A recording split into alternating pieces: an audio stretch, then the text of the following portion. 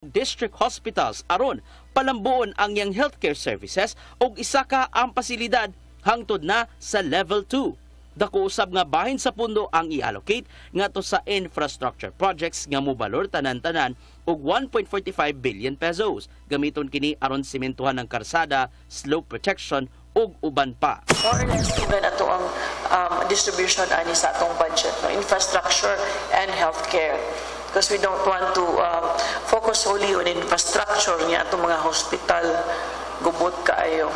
Nakikisab silang punduhan mao ang pagbaton og kaugalingong warehouse sa Provincial Disaster Risk Reduction and Management Office sa Danao City ug Carcar City aron ibutang ang mga hinabang ug ubang kahimanan. Yeah, Senator Mansian, also if you know, I'm sure you know, no, nga ang ato ang mga provincial hospitals also located here.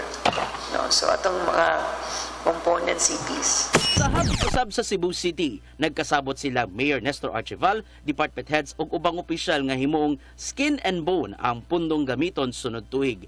Gipasabot ni Archival nga ang budget allocation mupaingon lang gyud sa mga nag-unang panginahanglanon sa dakbayan ug sa ilang priority agenda. Pipila sa mga proyektong himuon ubos sa pangayong annual budget mao ang pagpatiwas sa Cebu City Medical Center, mga environmental programs ug uban pa. Hatagan usab og igong funding ang mga inisyatiba alang sa children with special needs. Daghan kay kung nakit-an nga mga bata nga special child pagduol nako pagtuyok-tuyok nako nga naara silang kabalayan kay nga naman mahal kayo ang atong para sa mga bata ang education na. So ako ning tagaan og pagtagad nga matagaan ni sila og tagaan nato ni silang pagtagad ang mga ginikanan o ang mga bata nga naay mga special child.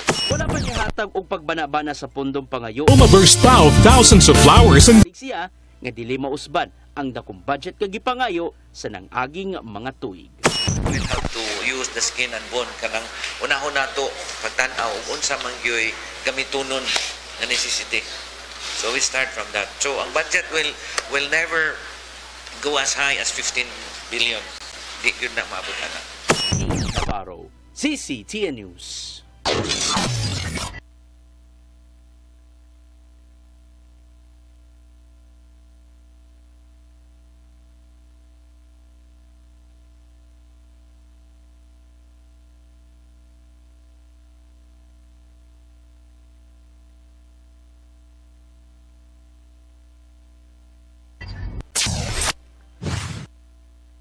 Aron andam hinuon usab ang i-waive ang iyahang katungod aron maklili ang mga katigayunan ug ang iyang bank account. Nagmalaumon usab ang gobernador nga tumanon usab sa ubang mga elected officials ang lifestyle check aron mapatud-an nga wa sila makakwarta. Burst of thousands ang pamilya.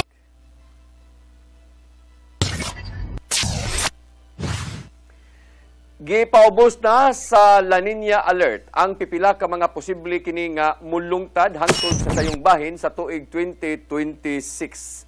Matod sa pag-asa nga anaa sa 70% ang chances nga masinati ang sagunson nga pag-uwan tungod sa La Nina gikan sa Oktubre hangtod na sa Disyembre karong tuiga. Magpadayon hinuon ang bating lakat sa panahon nga da sa maong pinuminon hangtod sa Pebrero sa sulod nga tuig. Tungod niini, malaumon ang daghang mga bagyo nga maigo sa nasod ug musaka ngadto sa above normal ang gidaghanon sa pagbundak sa uwan sa dakong bahin dinhi sa nasod.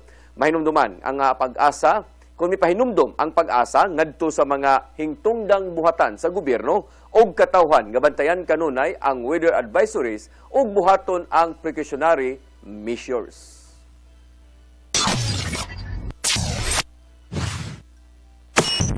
Mosunod, matag adlaw nga suhulan sa mga trabahante sa pribadong sektor sa Central Visayas, punan og 37 hangtod 47 pesos karong sunod buwan.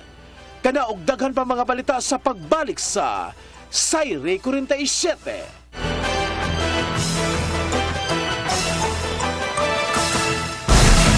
Ganag sa Nagbayan, DDAM, Radio Kampan ang istasyon sa kamaturan, justisya, kaagayan o kinaiyahan. DDAM. Excellent health, excellent life, EXL Makabuhay Plus. Makabuhay nga adlaw sa atong mga tigpaminaw, kini si Atiging inyo makauban dinhi sa atong programa hatod kaninyo sa EXL Life and Herbs Nutraceutical Corporation. Ang tigama sa EXL Makabuhay Plus Dietary Capsule, EXL All-in-One Skincare Oil ug EXL Coffee Mix 17-in-1 The Wellness Blend. Ug ning adlaw, atong pagatukion ang usa ka common nga problema sa tiyan, ang kabag. Ug kung sa unsa nga pamaagi ang EXL Makabuhay Capsule, mamahimong maghatag og mga potensyal nga benepisyo alang nii.